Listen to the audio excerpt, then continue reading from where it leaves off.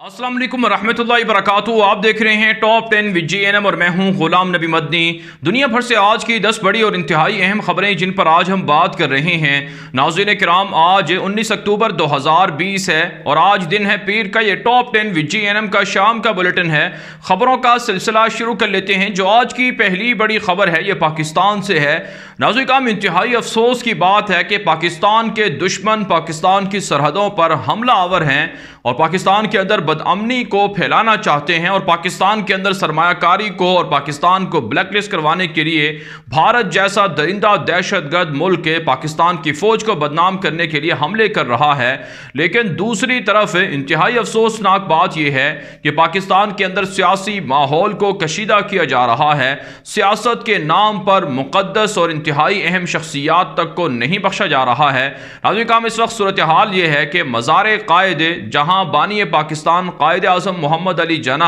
आराम फरमा हैं, उसकी बेहुरमती की गई है सियासी जमातों की जानिब से। मुस्लिम लीग नून की जानिब से कल वहाँ मज़ार कायद पर नारेबाजी की गई थी और इसी तरह से हुल्लड़बाजी की गई थी, जिसकी वजह से पाकिस्तान की अवाम शदीद गम व गुस्से में है और शदीद रद्द-ए-अमल दिया जा रहा है। अगरचे मुस्लिम लीग नून के नवाज शरीफ के जो दामाद हैं कैप्टन सफदर, उनको गिरफ्तार कर लिया गया है, लेकिन फिर भी पाकिस्तान के अंदर सियासी तौर पर इतना माहौल कशीदा कर दिया गया है कि भारत के बयानिए को प्रमोट किया जा रहा है और भारत अंदरून खाना जो फसादात चाहता है वही साजिशें की जा रही हैं, वही कुछ किया जा रहा है। जलसे जुलूस करना, इसमें कोई मुज़ायका नहीं है और ये यकीनन ये हर किसी को इसका हक है, लेकिन इसका मतलब ये नहीं कि अफ़वाज पाकिस्तान पर सियासी तौर पर इल्ज़ामात लगाए जाएँ और खुफिया इदारों पर इल्ज़ामात लगाए जाएँ। यही वजह नाज़रीन काम हमारी इत्तलात ये हैं कि पाकिस्तान के खुफिया इदारों ने अब भारत के बयानिए को प्रमोट करने वाले लोगों के खिलाफ क्रैकडाउन का फैसला कर लिया है और आने वाले दिनों में बड़ी गिरफ्तारियां भी हो सकती हैं और जो भारत की हिमायत करते हैं या भारत की जुबान बोलते हैं उनका अंजाम भी इबरतनाक हो सकता है। इसके अलावा नाज़रीन काम इत्तलात सामने आ रही हैं कि अफ़वाज पाकिस्तान ने पाक अफ़गान बॉर्डर पर दहशतगर्दों के खिलाफ ऑपरेशन शुरू कर रखा है, जिसमें आज भी मुतअद्दिद दहशतगर्दों के ठिकाने तबाह किए गए हैं। गुमनाम हीरोज़ के अफगानिस्तान के अंदर भारत की रॉ एजेंसी के हेडक्वार्टर्स पर मराकज़ पर हमले हो रहे हैं और उनका खात्मा भी किया जा रहा है। जबकि नाज़रीन काम लाइन ऑफ कंट्रोल पर भारत के साथ इश्तिहार अंगेज़ी की इत्तलात भी मौसूल हो रही हैं। पाकिस्तान की जवाबी कार्रवाई में भारतीय चेक पोस्टें तबाह हुई हैं। भारत पाकिस्तान पर दहशतगर्दी का इल्ज़ाम लगा रहा है, पाकिस्तान के खुफिया इदारों पर इल्ज़ाम लगा रहा है कि पाकिस्तान के खुफिया इदारे और पाकिस्तान की फ़ौज मकबूजा कश्मीर के अंदर और भारत के अंदर हमले करवा रही हैं। लेकिन हकीकत यह है कि दुनिया का सबसे बड़ा दहशतगर्द भारत है, जिसका दहशतगर्द जासूस कलभूषण यादव पाकिस्तान की कैद में है और जिसको $1 अरब से ज़ायद की फंडिंग मनी लॉन्ड्रिंग के जरिए से बाकायदा भारत के 44 बैंकों के जरिए से की गई थी। लिहाजा पाकिस्तान मुतालबा कर रहा है कि FATF के जरिए से भारत को ब्लैक लिस्ट किया जाए। आगे बढ़ लेते हैं काम। जो आज की दूसरी बड़ी खबर है ये मकबूजा कश्मीर से है। नाज़रीन काम, मकबूजा कश्मीर के अंदर भारतीय फौज के खिलाफ हमलों का इजाफा देखने में आ रहा है। आज भारतीय फौज पर पुलवामा में बड़ा हमला हुआ है, जिसमें 2 भारतीय फौजी हलाक हो चुके हैं और 1 भारतीय फौजी जख्मी भी हुआ है। भारतीय फौज पर रवां महीने जो हमले हुए हैं इसमें कम से कम 14 के करीब भारतीय फौजी हलाक हुए हैं और 19 के करीब फौजी जख्मी भी हुए हैं। भारतीय फौज और भारत का मीडिया और भारत की हुकूमत हक़ाइक़ अवाम को नहीं बताती। मकबूजा कश्मीर के मुसल्लह फ्रीडम फाइटर्स के हमलों में इजाफा हुआ है और उन्हें कामयाबियां मिल रही हैं। जबकि नाज़रीन काम इत्तलात सामने आ रही हैं कि कश्मीरी अवाम ने दुनिया भर से मुतालबा किया है कि सियाह फाम लोगों का कत्ल तो नस्ल परस्ती है, जैसा कि अमेरिका के अंदर देखने में आया और दीगर मुल्कों में, लेकिन कश्मीरियों का जो कत्ल आम है ये फिर नस्ल परस्ती क्यों नहीं है और दुनिया इस हवाले से इक़दामात क्यों नहीं कर रही है। इसके अलावा नाज़रीन काम इत्तलात सामने आ रही हैं कि फारूक अब्दुल्ला ने इल्ज़ाम लगाया है कि बीजेपी मोदी की दहशतगर्द जमात कश्मीर के अंदर एजेंसियों की मदद से कश्मीरी सियासतदानों को डरा धमका रही है और उन्हें सियासत नहीं करने दे रही है और उन्हें ज़बरदस्ती खामोश करवाया जा रहा है। मुख्तलिफ करप्शन और दीगर इल्ज़ामात के तहत उनको सज़ाओं का सामना करना पड़ रहा है, जो काबिल मज़म्मत अमल है और सियासतदान कश्मीर के मोदी के काले कवानीन के खिलाफ لڑتے رہیں گے۔ اچھی بات ہے، حریت قائدین کے ساتھ اب جو سیاستدان ہیں ان کو بھی عقل آ گئی ہے اور اب وہ بھی بھارت کے خلاف ہو رہے ہیں۔ انہیں بہت پہلے سوچ لینا چاہیے تھا کہ ان کا مستقبل بھارت کے ساتھ نہیں بلکہ پاکستان کے ساتھ ہے۔ آگے بڑھ لیتے ہیں ناظرین کرام، جو آج کی تیسری بڑی خبر ہے یہ ناظرین کرام بھارت سے ہے۔ بھارت کی مختلف ریاستوں کے درمیان مسلح جھڑپوں کی اطلاعات موصول ہو رہی ہیں۔ ریاست آسام اور ریاست میزورام کے درمیان جھڑپیں ہوئی ہیں جس میں متعدد شہری ہلاک ہوئے ہیں اور متعدد زخمی ہو چکے ہیں۔ ناظرین کرام، بھارت ایک طرف سے پاکستان کے ساتھ، بنگلہ دیش کے ساتھ ہے، چائنا کے ساتھ ہے، مسائل کے اندر گھرا ہوا ہے، نیپال کے ساتھ گھرا ہوا ہے، وہیں اب بھارت کی مختلف ریاستیں بھی آپس میں لڑ رہی ہیں۔ یہ مودی حکومت کی ناکامی نہیں تو اور کیا ہے۔ اس کے علاوہ ناظرین کرام اطلاعات سامنے آ رہی ہیں کہ بھارتی فوج اخراجات سے بے حد پریشان ہے۔ بھارتی فوج کا جو بجٹ ہے وہ ان کی ضروریات اور اخراجات کے لیے ناکافی ہوتا جا رہا ہے۔ اس لیے اب بھارتی فوج کو اندر سے تجویز دی گئی ہے کہ بھارتی فوج جو تقاریب ہوتی ہیں، جو سالانہ یا مختلف ایونٹس ہوتے ہیں، ان کو منسوخ کر دے اور اس کا پیسہ بچایا جائے، اور اسی طرح سے جو کینٹین کے حوالے سے خرچے ہوتے ہیں ان کو بھی بچایا جائے اور بھارتی فوج کی جو دیگر ضروریات ہیں ان کو پورا کیا جائے۔ مودی دہشت گرد کی حکومت دنیا بھر سے اربوں ڈالر کا اسلحہ خرید رہی ہے۔ رواں سال بھی تقریباً 20 ارب ڈالر کے لگ بھگ اسلحہ اب تک خریدا جا چکا ہے۔ تو بھارتی فوج کا بجٹ پھر بھی اگر کمزور ہے یا تھوڑا ہے تو اس میں کرپشن نہیں تو پھر اور کیا چیز ہو سکتی ہے۔ آپ جانتے ہیں 72 سے 75 ارب ڈالر بھارت دفاع پر خرچ کرتا ہے اور پھر بھی یہ بجٹ کمزور ہے یا کم ہے تو یقیناً اس میں کرپشن ہوتی ہے، تبھی تو یہ بجٹ کم پڑ رہا ہے۔ اس کے علاوہ ناظرین کرام اطلاعات سامنے آ رہی ہیں کہ بھارتی نیوی نے سری لنکا کی نیوی کے ساتھ 3 روزہ مشقوں کا اجرا کر دیا ہے اور باقاعدہ یہ مشقیں کی جا رہی ہیں، اور اس سے پہلے بھی میانمار کے ساتھ اور دیگر ملکوں کے ساتھ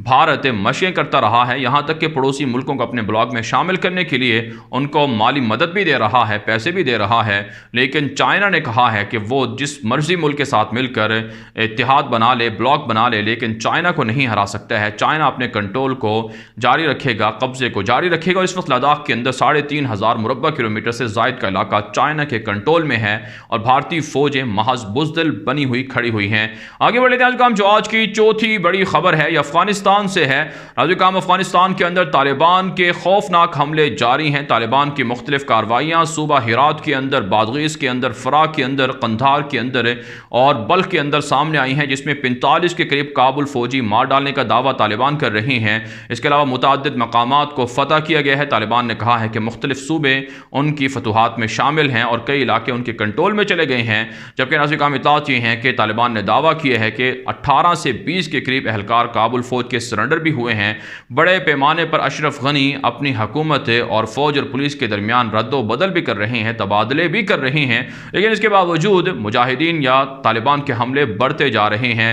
دوسری جانب ناظرین کرام اطلاعات سامنے آ رہی ہیں، طالبان ترجمان ذبیح اللہ مجاہد نے کہا ہے کہ جب تک انٹر افغان مذاکرات کا نتیجہ سامنے نہیں آئے گا طالبان اپنے حملوں میں وسعت دیں گے اور طالبان کئی صوبوں کو فتح بھی کریں گے اور کابل پر بھی ان کی نظریں ہیں، بہت جلد کابل کی طرف بھی قافلوں کو یا آپ کہہ سکتے ہیں کارروائیوں کو بڑھایا جائے گا۔ جبکہ ناظرین کرام اطلاعات سامنے آ رہی ہیں کہ امریکہ اور طالبان کے درمیان کشیدگی بھی بڑھتی جا رہی ہے۔ طالبان نے کہا تھا کہ امریکہ کابل فوج کے ساتھ مل کر ان کے اوپر حملے کر رہا ہے، لیکن امریکہ نے رد کیا تھا اور کہا تھا ایسا نہیں ہے، لیکن اب اطلاعات سامنے آ رہی ہیں کہ امریکی فوج خود تسلیم کر رہی ہے کہ کابل فوج کی مدد کرنا ان کے لیے ضروری ہے، لہٰذا طالبان کابل پر حملہ نہ کریں، اس کی وجہ سے حالات مزید گمبھیر ہو سکتے ہیں۔ جبکہ ناظرین کرام عبداللہ ایران کے دورے پر ہیں، ایرانی وزیر خارجہ اور دیگر اعلیٰ حکام سے ملاقاتیں ہوئی ہیں اور ایران سے مدد طلب کی گئی ہے کہ کابل انتظامیہ کی حکومت بچانے کے لیے مدد کی جائے۔ جبکہ ناظرین کرام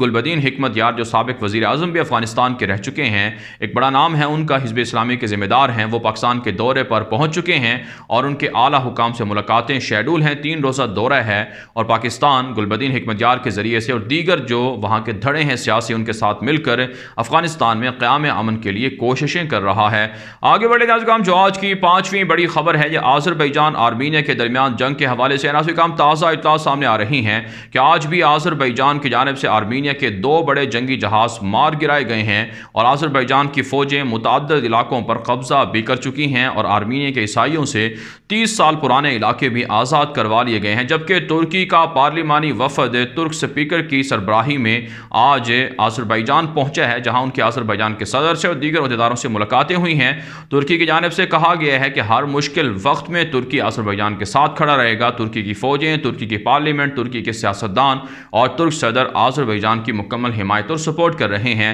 جبکہ فرانس، امریکہ اور روس نے ترکی پر الزام لگایا ہے کہ ترکی آذربائیجان اور آرمینیا کے درمیان جنگ کے حوالے سے معاملات کو خراب کر رہا ہے، لیکن اردگان نے کہا ہے کہ جان بوجھ کر نہتی شہری آبادی کو ٹارگٹ کرنا سنگین جرم ہے۔ ترکی اس کی مذمت کرتا ہے اور آذربائیجان کی حمایت اور مدد کی جاتی رہے گی، جبکہ نازل کام اطلاع سامنے آ رہی ہیں کہ اقوام متحدہ کے جنرل سیکرٹری کی جانب سے کہا گیا ہے کہ آرمینیا کی عیسائی فوجیں نہتی شہری آبادی کو ٹارگٹ کرنے سے باز رہیں، یہ سنگین انسانی دہشت گردی ہے، اس سے بچا جائے۔ جبکہ اطلاعات یہ بھی ہیں کہ ایران نے بھی آذربائیجان اور آرمینیا کے درمیان جنگ کی وجہ سے متعدد ڈرون طیارے تباہ کرنے کا دعویٰ کیا ہے۔ آج بھی راکٹ حملے اور ڈرون مار گرانے کا ایرانی انتظامیہ دعویٰ کر رہی ہے۔ آگے بڑھ لیتے ہیں جو آج کی چھٹی بڑی خبر ہے، یہ ترکی سے ہے۔ ناظرین کرام، ترکی کے اندر خلافت عثمانیہ کی بحالی کے لیے باقاعدہ کوششیں شروع ہو چکی ہیں۔ اس وقت جو تازہ اطلاع سامنے آ رہی ہیں کہ سلطان سلیمان قانونی کے دور کی بنائی گئی مسجد کی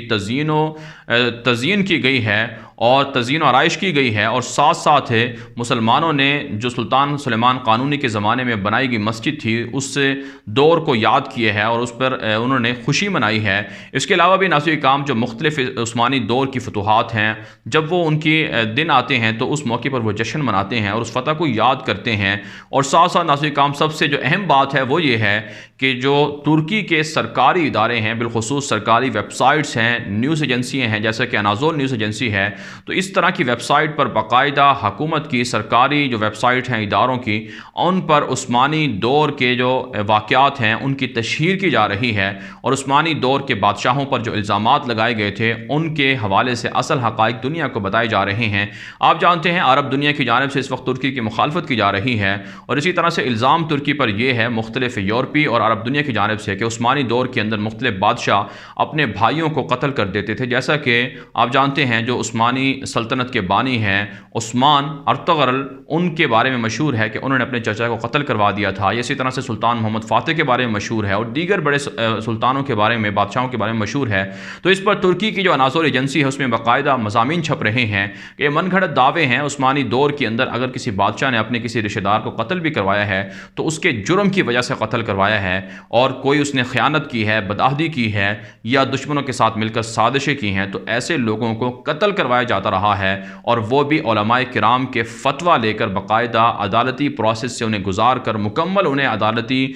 جو پروسیس ہوتا ہے اس کی انہیں ان تک رسائی حاصل ہوتی تھی۔ یہ من گھڑت دعوے ہیں کہ عثمانی دور کے اندر بادشاہ ظلم کرتے تھے، بلکہ ان کا تعلق علماء کرام سے اور اللہ تعالیٰ سے بہت قریب تھا۔ بہرحال ناظرین کرام، اس وقت طیب اردگان مختلف اسلامی دنیا کے اندر بڑے بڑے پروجیکٹ کو شروع کیے ہوئے ہیں۔ تعلیمی میدان میں قطر کے ساتھ نئے ایگریمنٹ ہوئے ہیں، نئے معاہدے ہوئے ہیں۔ سوڈان کے اندر 100 سے زائد گھر بنا کر دیے گئے ہیں غریبوں کو، اسی طرح سے شام کے اندر لیبیا کے اندر بھی غرباء کی اور اسی طرح سے جو محتاج لوگ ہیں ان کی مدد کی جا رہی ہے، اور ترکی دنیا بھر کے اندر اسلامی جو خلافت عثمانیہ تھی اس کی سرحدوں کو وسعت دینے میں مصروف ہے۔ یہی وجہ ہے یورپ، امریکہ اور عرب دنیا خوف زدہ ہے کہ طیب اردگان آخر کیوں عثمانی خلافت کو بحال کر رہے ہیں۔ آگے بڑھ لیتے ہیں جو آج کی 7ویں بڑی خبر ہے، یہ فلسطین سے، اسرائیل سے، متحدہ عرب امارات سے ہے۔ تازہ اطلاعات سامنے آ رہی ہیں کہ فلسطین کا دورہ کیا ہے مسجد اقصیٰ کا متحدہ عرب امارات کے ایک وفد نے، باقاعدہ ان کے ساتھ اسرائیلی فوج بھی تھی جو ان کی حفاظت کر رہی تھی، لیکن جیسے ہی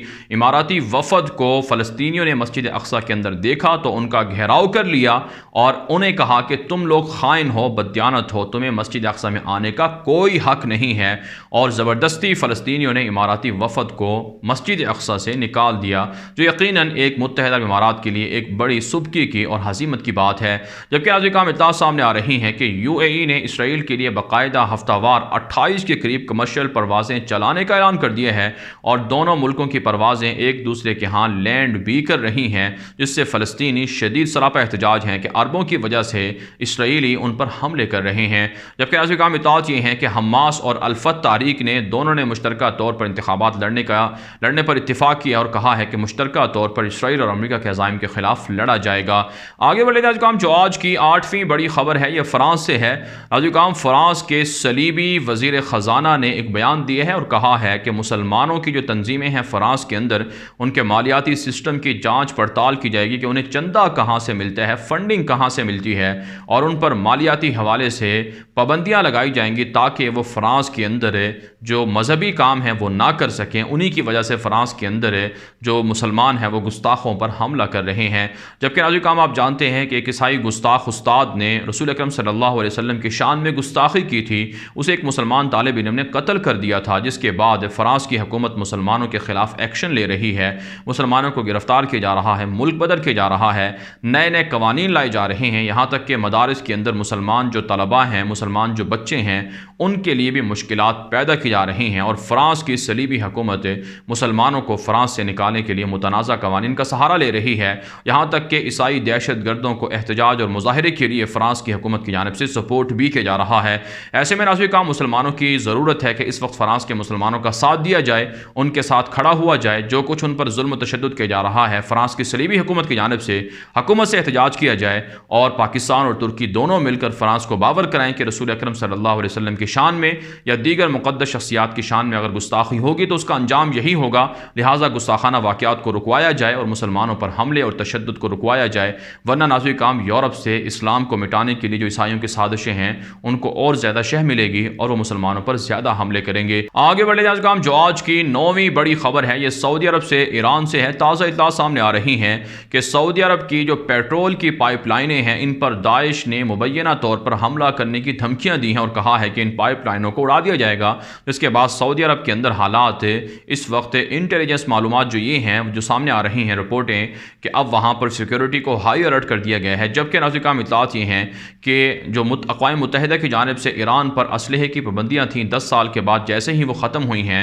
تو ایران مختلف ملکوں سے اسلحہ خرید رہا ہے۔ اس پر سعودی عرب نے اعتراض کیا ہے اور کہا ہے کہ مشرق وسطیٰ کے اندر ایران اگر اسلحہ خریدے گا تو حالات زیادہ کشیدہ ہوں گے، لہٰذا ایران پر پابندیاں عائد کی جائیں، جبکہ ناظرین کام ایران نے دھمکی دی ہے سعودی عرب کو کہ وہ ان کے خلاف سازشیں کرنے سے یا اس طرح کے بیانات دینے سے باز رہے۔ اس کے علاوہ ناظرین کام اطلاعات یہ ہیں کہ جرمنی کے اندر ایرانی نیٹ ورک کی جو مساجد ہیں ان پر جو جرمنی کے انٹیلیجنس ادارے ہیں انہوں نے نظریں تیز کر دی ہیں اور انہیں خدشہ ہے کہ اب ایران جیسے ہی اسلحے کی پابندیاں ختم ہوئی ہیں تو ان کے ملک کے اندر بھی جو ایرانی نیٹ ورک کے لوگ ہیں مختلف مسلح تنظیموں سے تعلق رکھنے والے وہ حملے کروا سکتے ہیں۔ آگے بڑھے ناظرین کام جو آج کی 10ویں بڑی خبر ہے یہ ناظرین کام Belarus, Indonesia, Thailand, Spain اور اسی طرح سے جاپان اور ویتنام سے ہے۔ تازہ اطلاعات یہ ہیں کہ انڈونیشیا کے اندر، تھائی لینڈ کے اندر، بیلاروس کے اندر بڑے بڑے مظاہرے جاری ہیں، حکومتی اقدامات کے خلاف تنقید کی جا رہی ہے، حکومت سے استعفے کا مطالبہ بیلاروس کے اندر کیا جا رہا ہے، جبکہ تھائی لینڈ کے اندر بھی حکومت سے مستعفی ہونے کا مطالبہ کیا جا رہا ہے۔ انڈونیشیا میں جو متنازع قوانین ہیں ان پر عوام سراپا احتجاج ہیں، جبکہ اسپین کے سابق بادشاہ وہاں کرپشن کر کے فرار ہو چکے تھے، اس وقت وہ UAE کے اندر مقیم ہیں تو ان کی واپسی کے لیے ان کو سزائیں دینے کا بھی مطالبہ اسپین کے اندر ہسپانوی قوم کر رہی ہے۔ جبکہ ناظرین کام جاپان اور ویتنام میں نئے ایگریمنٹ ہوئے ہیں ٹیکنالوجی کے میدان میں اور کہا گیا ہے کہ دونوں ملک مشترکہ طور پر تعلقات کو مستحکم کریں گے اور جو جنوبی ایشیا ہے یہاں پر وہ اپنے آپ کو مضبوط ترین ممالک میں شامل کریں گے۔ بہرحال ناظرین کام دنیا بھر سے تھی آج کی 10 بڑی خبریں، ان خبروں کے حوالے سے آپ کی کیا رائے ہے؟ اپنی رائے کامنٹ کے ذریعے سے ضرور ہم تک پہنچائیں۔ مزید خبروں کے لیے آپ ہمارے ٹویٹر اکاؤنٹ دنیا میرے آگے اور غلام نبی مدنی فالو کر سکتے ہیں۔ آج کے لیے اتنا ہی، اجازت دیجیے، اللہ حافظ۔